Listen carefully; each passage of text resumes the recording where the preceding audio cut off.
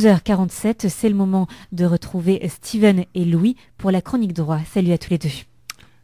Bonjour Sophie, bonjour tout le monde. Salut Sophie. Vous nous parlez cette semaine du droit sur l'euthanasie, le débat sur l'euthanasie et le droit à mourir, donc un débat qui revient régulièrement sous les feux des projecteurs, avec notamment un procès, une affaire là, autour de Vincent Lambert ou encore le procès Bonne Maison. La semaine dernière, vous nous parliez du droit à la vie. Tout d'abord, un rappel sur cette chronique de la semaine dernière, Louis. Oui, donc on va juste rappeler que cette chronique s'inscrit dans un diptyque qui a commencé par le droit à la vie et toutes les limites et les préoccupations qui découlent de ce droit à la vie. Maintenant, on va conclure ce diptyque avec ce qui est la suite logique de la vie, c'est-à-dire la mort, le décès, et la question de savoir, Steven, s'il y a donc un droit à la mort. Et notamment, alors on pense effectivement, tu le rappelais Sophie, le procès Bonne Maison, l'affaire Lambert, mais également le projet de loi qui a été développé, donc une première loi, la loi Leonetti, qui date de 2004, et une seconde loi qui a été discutée, la loi Claes-Leonetti, qui est arrivée à la Chambre en juillet. Voilà. Alors donc vous parliez du cas de la loi Leonetti, c'est le cadre dans lequel nous évoluons en France depuis un peu plus de 10 ans, qui pose un certain nombre de principes. Le premier, c'est la prohibition de l'acharnement thérapeutique, c'est-à-dire quand il n'y a absolument aucun espoir, on arrête de soigner les gens.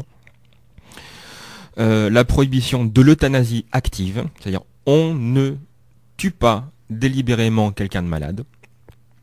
Et par contre, il y a la possibilité d'une sédation potentiellement létale. C'est-à-dire, pour être plus clair, c'est l'injection de produits qui sont antidouleurs, dont une quantité excessive pourrait peut-être tuer la personne. Donc on parle plutôt d'euthanasie passive. Il n'y a pas de décision à commettre l'acte, il y a juste la possibilité de le faire.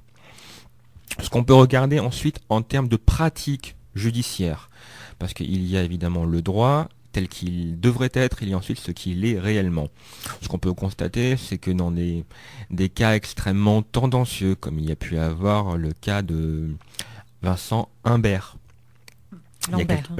Humbert, c'est un autre procès qui a eu il y a quelques années, où la mère avait euthanasié son fils qui était tétraplégique.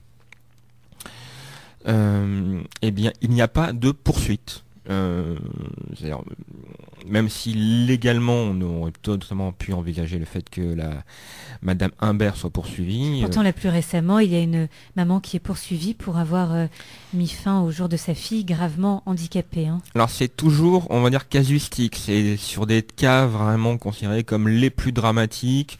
On peut constater que le parquet ne bouge pas. Juste une précision sur le cas de la jeune fille, il y a aussi une différence qui est des poursuites qui sont demandées par la famille. Sur le cas de la famille Humbert, il y avait un accord familial sur le fait, suite aussi à une demande qui avait été faite au président de la République à l'époque, Jacques Chirac, par Vincent Humbert, de demander la possibilité d'être euthanasié. Et c'est pour ça qu'il n'y a pas eu de poursuite. Le cas de la jeune fille est un peu plus particulier, puisque je crois qu'une partie de la famille avait porté plainte contre la mère pour avoir euthanasié sa fille. D'où le fait que le parquet s'était mis en branle. À vérifier, oui.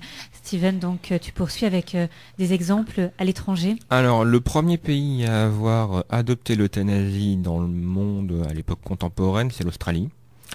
Je crois que c'est l'état de la province de Nouvelle-Galles du Sud qui l'avait fait le premier. Mais depuis, ça a été aboli parce qu'on avait constaté un certain nombre d'excès en ce qui concerne la pratique de l'euthanasie. C'est aussi le problème qui se pose actuellement en Belgique, puisqu'on a pu constater des cas de corruption de médecins par des membres de la famille de la personne euthanasiée pour accélérer la procédure pour pouvoir hériter plus vite du pactole du petit vieux. C'est aussi simple que ça. Il y a eu aussi un cas, dramatique, psychologiquement, je peux évidemment comprendre, mais que je trouve personnellement ridicule.